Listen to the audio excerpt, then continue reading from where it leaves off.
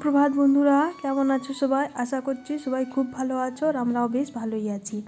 মুক্তধারা আরেকটি নতুন ব্লগে তোমাদেরকে অনেক অনেক ভালোবাসা স্বাগত জানাই। আজ হলো মঙ্গলবার আর এখন ঘড়ি কাটায় বাজে 6টা। তোমাদেরকে সঙ্গে করে নিয়ে এখন থেকে ব্লগটি আরম্ভ করছি। সকালবেলায় রান্না বান্না মানেই বুঝতে পারছো ছেলেদের টিফিনের ব্যাপার। তো আজকে ওদেরকে একটু ছোলার ডালের পরোটা আলুর তরকারি দেবো। ছোলার ডালটা কাল রাতে ভিজিয়ে রেখে দিয়েছিলাম, দিয়ে ওটা সকালবেলা দিদিভাই বেটে নিয়েছিল মিক্সিতে, একটুখানি ভেজে নিল কড়াইয়ে, একটুখানি জিরে ফোড়ন দিয়ে, গোটা জিরে ফোড়ন দিয়ে, আর ডালটাকে একটুখানি ভেজে নিল জল থেকে ছেঁকে, দিয়ে ভাজার পর ঠান্ডা করে ওটাকে বেটে নিলাম, দিয়ে তারপরে বেটে নিয়ে ওটা ভরে নিয়ে পুর ভরে নিয়ে পরোটার মতন মানে একটু ভেজে দিলাম তেল দিয়ে। তো এই হলো আর কি। তো তারপরে একটু দিলাম, দিয়ে দুটো পরোটা মানে দুটো করে তিনজনের 6টা করলাম। আর বেটু বললো আমাকে আলুর তরকারি দিও না, আমাকে একটু চিলি সস দিয়ে দাও, রেড চিলি সসটা। সেদিন যে মল থেকে যে সসটা নিয়ে এসেছিলাম ওইটাও খুব পছন্দ হয়েছে, তো বললো আমাকে ওইটা দিয়ে দাও আর আমাকে পরোটা দাও, আমাকে তো আলুর তরকারি দিও না। তো যাই হোক, ওকে একটুখানি রেড চিলি সস আর দুটো পরোটা দিলাম, আর বৃষ্টি দুষ্টু আলুর তরকারি আর পরোটা নিয়ে গেছে, মানে ছোলার ডালের পরোটা। তো তারপর ওরা স্কুলে বেরিয়ে গেল। স্কুলে বেরোবার পর আমি চাটা করলাম, সবাইকে চা দিলাম, নিজেও একটু চা খেয়ে নিলাম। তারপরে চা খেয়ে না আর এই সংসারের কাজ আরম্ভ হলো। তো প্রথমে ভাবলাম না যে জলটা নিয়ে আসি, এখন ফাঁকা ছিল, এই যে আমার দেওরটা নিচ্ছিল, তো ও যখন নিচ্ছিল তখন আমিও চলে গেলাম, আর কেউ ছিল না, তো ওই জন্য তাড়াতাড়ি হয়ে গেল। তো দেখো আমার কল থেকে জল আনাও হয়ে গেল, আর বেশি নেবো না, এইটুকুই হলো আজকে। তো আজকে একটুখানি 1 বালতি জল নিয়েছি না, তুলসী মঞ্চটা রাখলাম, ভাবলাম না আজকে একটু তুলসী মঞ্চটা ধোবো, অনেক দিন ধোয়া হয়নি বন্ধুরা, অনেক দিন। শুধু ঝাঁট দিয়ে দিতাম, তো দেখছি তুলসী মঞ্চটা একটু কেমন দাগ দাগ হয়ে গেছে। তো আজকে ভেবেছি যে ভালো করে পরিষ্কার করব। তো দেখি কতটা সময় পাই, চলো এর মধ্যে কাজটা করে নিই। আর এই দেখো, সকালবেলা যখন আমি কলে আজকে জল নিচ্ছিলাম তখন আমাদের যে পুরনো দুধওয়ালাটা, যার কাছে আমাকে আগে দুধ নিতাম, সে একটুখানি পনির দিয়ে গেল। তো 450 গ্রাম পনিরটা আছে, 450 গ্রামে বললো 160 টাকা নেবে, 180 মনে হয়। যাই হোক অমনি বললো 180 বোধহয়, বলে 180 টাকা 450 গ্রাম। কী সুন্দর বসে দেখো পনিরটা, দারুণ বসে আর খুব মোটা দেখো, আর ভালো খেতেও ভালো হয় জানো তো, খেতেও খুব সুন্দর টেস্ট হয়। তো যাই হোক এটা তখন নিয়ে নিলাম। চলো এরপর তুলসী মঞ্চটা একটু ধুয়ে নিই। তো তুলসী মঞ্চটা ধোবার আগেই না আমি ঠাকুর বাসনগুলো বার করে ধুয়ে নিয়েছিলাম। ঠাকুর বাসনগুলো ধুয়ে নিলাম কেন বলো তো, এখন তো সেই জায়গাটা ধোবো, তো তুলসী মঞ্চটা তো পুরো ভিজে যাবে ধরো জায়গাটা। তো ভাবলাম যে তাহলে এখন শুকনো আছে, আর তার আগে না আমি ঝাঁটও দিয়ে দিয়েছিলাম, সকালে আগে তুলসী মঞ্চটা ঝাঁট দিলাম, তারপরে তোমার ঠাকুর বাসনগুলো বার করে ঠাকুর বাসন ধুয়ে নিয়ে তারপরে তুলসী মঞ্চটা পরিষ্কার করছি। একটুখানি ঝাড়ু মেরে দিলাম তুলসী মঞ্চটা, যেহেতু এখনই ধোবো তখন আবার সেই নোংরাগুলো চিটিয়ে যাবে, ভালো করে যেতে চাইবে না, ওই জন্য আগে ঝাড়ু মেরে দিলাম সকালে, তারপর ঠাকুর বাসন ধুয়ে নিয়ে আর এই যে তুলসী মঞ্চটা ভালো করে ক্লিন করে নিচ্ছি।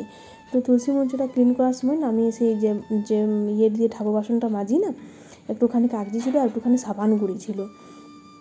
এখন তো আমাদের ঘরে কাগজি লেবু গাছ, তো ওগুলো দিয়ে আমি ঠাকুর বাসনগুলোও মাজি, তো ওইটা দিয়ে আমি তুলসী মঞ্চটা একটু ঘষে দিলাম, কি দারুণ পরিষ্কার হলো বন্ধুরা, একবারে চকচকে করছে জানো তো, চকচক একবারে করছে। চলো হয়ে গেছে মোটামুটি।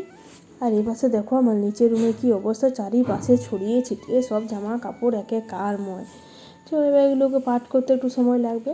তো এর মধ্যে তুলসী মঞ্চটা পরিষ্কার করে না, আর আমি দেখো বাবাকেও খেতে দিয়ে দিয়েছি, বাবাকে দুধ চুড়ে খেতে দিয়ে দিলাম, যেহেতু এখন বেজে গেছে 9:10 বাজছে ঘড়িতে। তো ভাবলাম তাদের দুধটা গরম করে বাবাকে খেতে দিয়ে আর আমি এগুলো পরিষ্কার করে নেবো। চলো আর এর মধ্যে জানো তো আমাদের 2-3 দিন ধরে হয়ে গেল মা আবার টিভিটা খুব প্রবলেম করছিল, মানে রাত্রেবেলা দেখে, তো রাত্রেবেলায় বা মা তো বিকেলেও দেখে একটু, তো হঠাৎ করে টিভিটা চলতে চলতে বন্ধ হয়ে যাচ্ছে, আবার চলছে, আবার হঠাৎ করে চলতে চলতে বন্ধ হয়ে যাচ্ছে, তো একটু প্রবলেমটা করছিল। তো আজকে আমার বর বললো যে ঠিক আছে যদি সময় পায় তাহলে একটু টিভিটা নিয়ে যাবে বলেছে। তো এখন তো সকালবেলায় আসেনি, মানে চাটা খেয়ে একটু বেরিয়েছে, তারপরে এবার জানি না কী করবে, কতটা সময় পাবে না পাবে।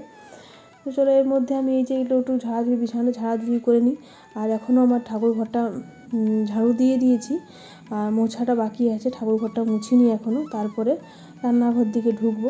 তো আমার বর আজকে দুধ চিড়ে খাবে না, তোকে সকালবেলা আমি জিজ্ঞেস করলাম আমি তো রুটি করছি, তাহলে কি তোমার রুটি করবো, তো বলে না আমি রুটিও খাবো না, একটুখানি বললাম আমাকে আজকে একটু মুড়িয়ে দেবে, আমি ঠিক আছে বেশ তাই দেবো। তো তারপর দেখো এই পাশে আমি বিছানাটা ঝেড়ে নিয়ে এটা একটু মনে হলো যে ধুলো ধুলো মনে হচ্ছে লাগছে, তাই এটাও একটু করে নিই, যেহেতু একটু মনে হলো যে ধুলো ধুলো লাগছে। তো রোজ তো আর করার সময় হয় না বন্ধুরা, যেদিন দেখি যে হাতে একটু সময় আছে সেদিনই একটু পরিষ্কার করার চেষ্টা করি। তো দেখছি এগুলো খুলে খুলে দেখছি যে হ্যাঁ বেশ ভালোই ধুলো জমেছে ভেতরটা, ওই জন্য সবগুলো একটু খুলে খুলে বার করে নিয়ে আর ভেতরটা একটু ভালো করে ঝেড়ে মুছে নিলাম। তো তারপর দেখো মা ওই পাশে তরকারি মা কেটে নিয়েছে।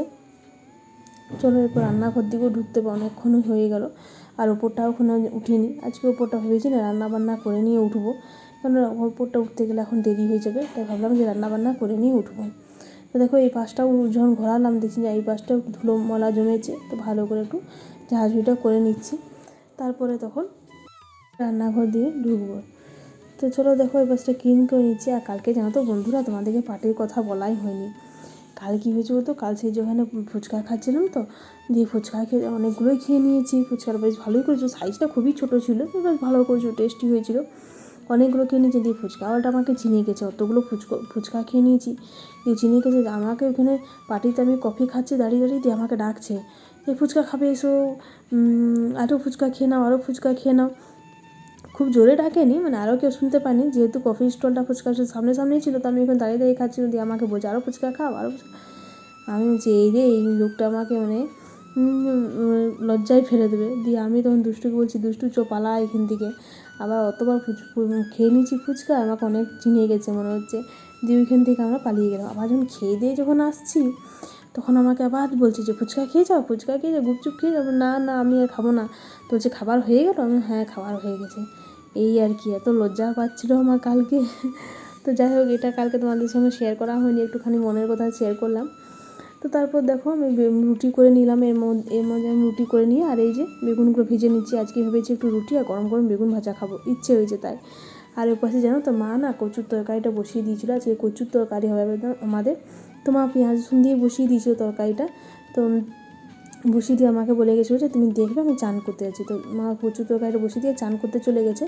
তো এই পাশে যখন দেখলাম যে কচুর তরকারিটা হয়ে গেছে, তখন দিদি ভাই পাশে ভাতটা বসিয়ে দিল। আর আমি এই পাশে তো কী বলতো, ডালটা হয়ে গেছে আমার, ডালটা আগেই করে নিয়েছিলাম। ওই যখন রুমগুলো পরিষ্কার করছিলাম না, তখনই ডালটা বসিয়ে রুমগুলো পরিষ্কার করছিলাম। তো ডালটা বসিয়ে দিয়ে আর এই যে একটুখানি বেগুনটা ভেজে আর ওই তেলটাতে পালং শাক, আলু, বেগুন, মূলো, বড়ি দিয়ে তরকারিটা বসিয়ে দিলাম। তো জানো তো বড়িটা ঘরের বড়ি ছিল, তো যখন ভাজছি না পুরো রান্নাঘরটা এবারে গন্ধতে মোমো করছে, এত সুন্দর গন্ধ ছাড়ছে, মানে দারুণ লাগছিলো। এই রে বড়িগুলো দিতে ভুলে গেলাম, যেমন বড়িগুলো দিয়ে ঢাকা দিলাম। তারপর একটু খেয়ে নিই, গরম গরম বেগুন ভাজা, কচুর তরকারিটা একটু নিলাম টেস্ট করার জন্য, আর রুটি, গরম গরম বেগুন ভাজা রুটি, ও অমৃত অমৃত, আমার দারুণ। আমার মনে বেগুন ভাজাটা আমার ভাতের থেকে বেশি রুটির থেকে ভালো লাগে, রুটি দিয়ে গরম গরম বেগুন ভাজা রুটি আমার মানে খুব ভালো লাগে, খুব প্রিয়।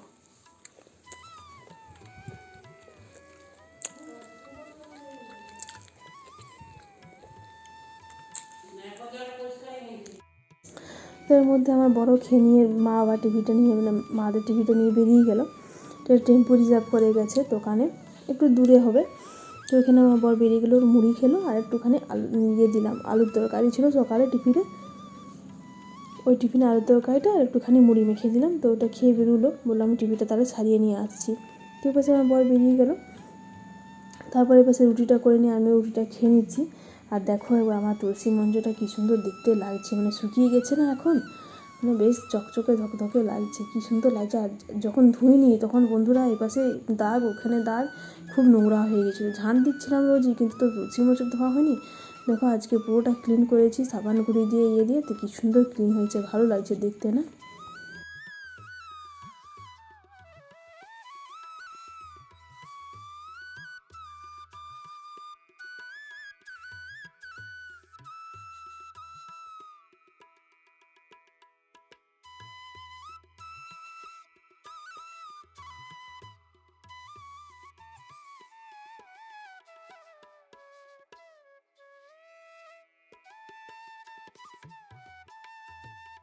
তো দেখো বন্ধুরা, আমাদের রান্না পুরোপুরি কমপ্লিট। এই যে এখানে রইলো ডাল, এখানে রইলো হচ্ছে তোমার পালং শাক, আলু, মূলো, বেগুন দিয়ে তরকারি। এটা কম হয়েছে কেন, বাবা একটু খাওয়া হয়ে গেছে, দাদারও খাওয়া হয়ে গেছে।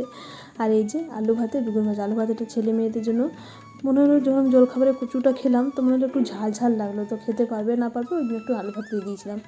আর এই যে কচুরের তরকারিটা আছে, জানো তো টমেটো সেদ্ধটা মা কালকেও টমেটো সেদ্ধ করেছিল, টমেটো সেদ্ধর সঙ্গে যা হয়েছে, কার মা টমেটো সেদ্ধ করেছে আমি না দিতে ভুলে গেছি। আসলে কী বলতো, যেখানে রান্নাবান্নাগুলো ছিল সেখানে টমেটো সেদ্ধটা মা রাখেনি, কালকে তো মাই সম্পূর্ণ রান্না করেছিল, মা আলাদা জায়গায় রেখেছিল, আমি কী করে জানবো মা টমেটো সেদ্ধ করেছে।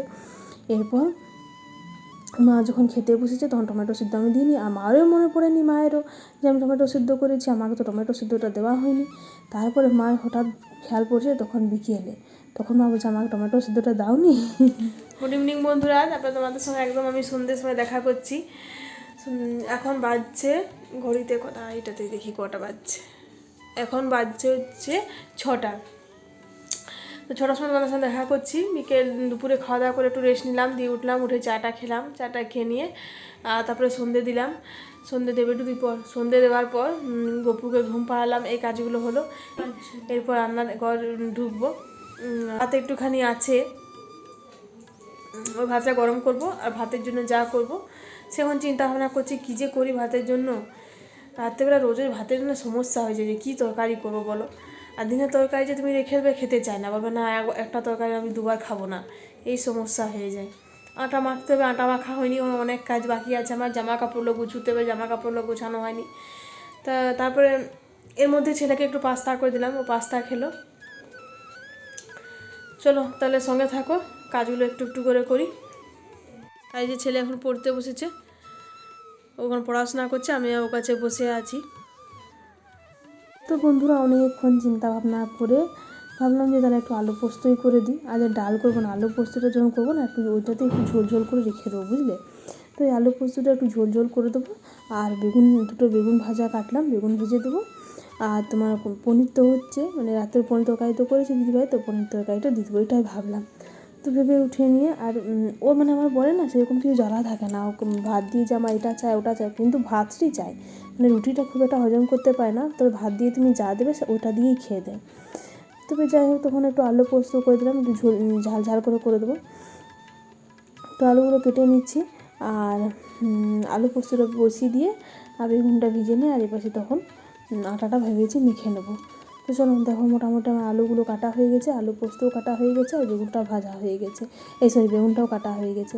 আর এর পাশে দেখো আমি বেগুনটা ভিজে নিয়ে ওই তেলটাতে আলু পোস্তটাও বসিয়ে দিলাম, ওই তেলটাতেই হয়ে গেল। তো এরপর একটা টমেটো দিয়ে আলু পোস্তটা ঢাকা দেবো। চলো তো দেখো বন্ধুরা আমার বেগুন ভাজা আর আলু ঝোল আলু পোস্ত দুটোই রেডি।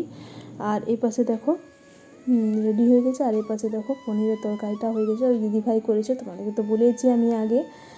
আর এই যে এখানে রইল বেগুন পোড়া। শীতকালে কে কে বেগুন পোড়া খেতে পছন্দ করে নিশ্চয়ই আমার কমেন্টে জানাও। বেগুন পোড়া শীতকালে না খেলে তো আর কী খেলে, তাই না। বেগুন পোড়া খুব ভালো, এটা যখন ঢাকাটা খুললাম গন্ধটা পুরো নাকটা আমার ভরে গেল। আর এই যে এইখানে আটাটা মেখে নিয়েছি, তাহলে মোটামুটি রান্নার দিকে অনেকটাই কাজ এগিয়ে গেছে।